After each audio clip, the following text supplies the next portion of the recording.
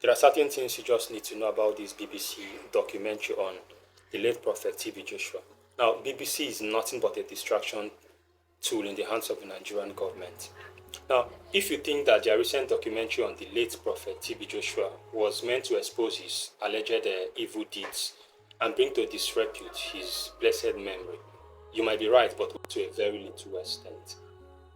You need to know that BBC means nothing honorable, but rather they've joined the bandwagon of people and media houses that aid the Nigerian government in distracting the Nigerian people and diverting their attentions from the abysmal and woeful performance of the Nigerian government by occupying our minds and time with unrelated events that have little or no economic value and importance. Now, to prove this, I need to remind Nigerians because I know that most of us have temporarily forgotten. We are all neck deep into the documentary with some for and others against Prophet TB Joshua. I need to remind you that fuel is still at 816 naira per litre and no refinery is working despite the removal of fuel subsidy. Dollar is still around 1,300 naira per dollar. Unemployment rate is still very, very high. The cost of living is killing the living and savings can no longer save anybody. Bandits are still killing people like animals in northern Nigeria. Kidnappers are still everywhere in the south and southeast state of Nigeria. Our government is still borrowing and sharing the borrowed funds. But Nigerians are busy with BBC investigating a dead man.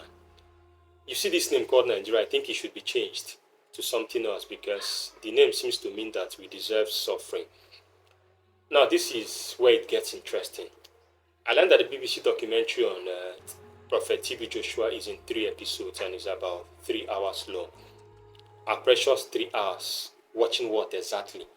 That a dead man was a fake prophet, and after I have that information, what next? You see, while the unofficial doom for this year is no grief for anybody, I have taken that further to adopt mine as no grief for anybody or anything we want to distract you. I think everyone should adopt that too.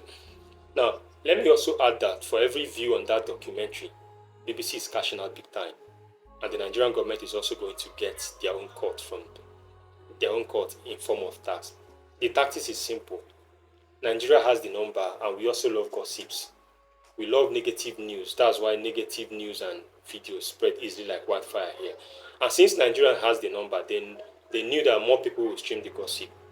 But then, if this isn't a grand plot to distract us, why would a big and reputable media house like BBC behave so cowardly by publishing the story now that he is dead and defenseless? The game is clear to those who want to see.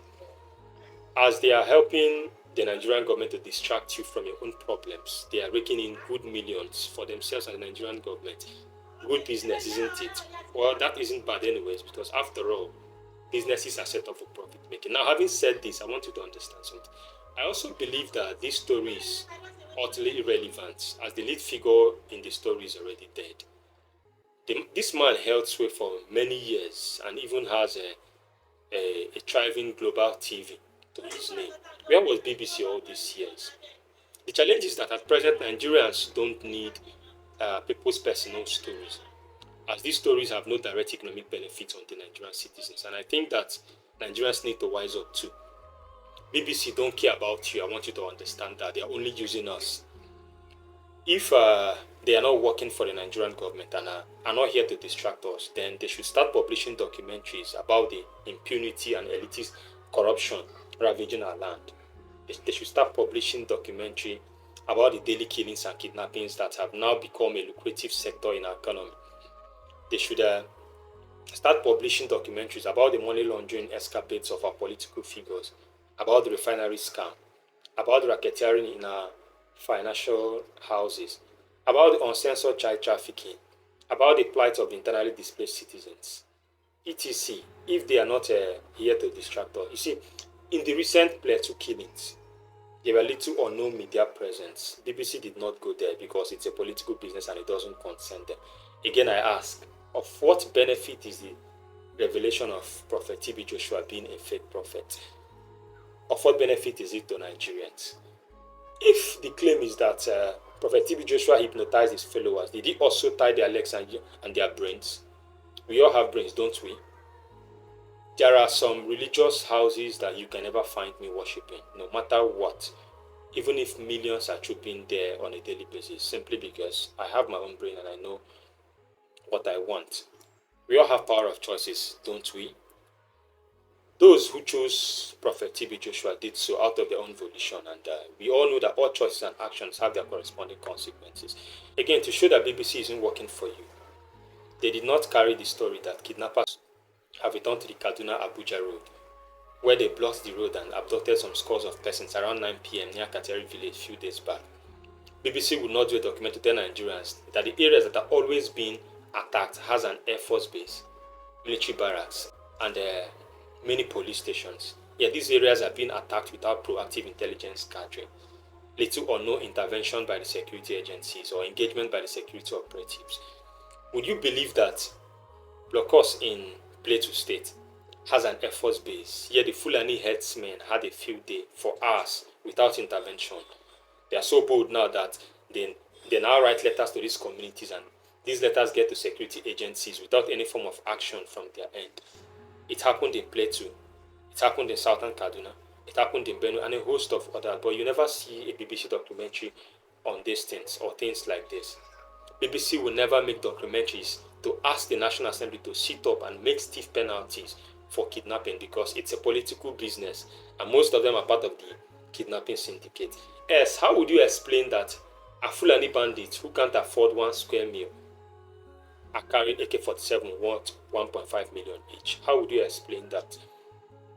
BBC will never make a documentary to tell Nigerians that her leaders will never find any solution to kidnapping.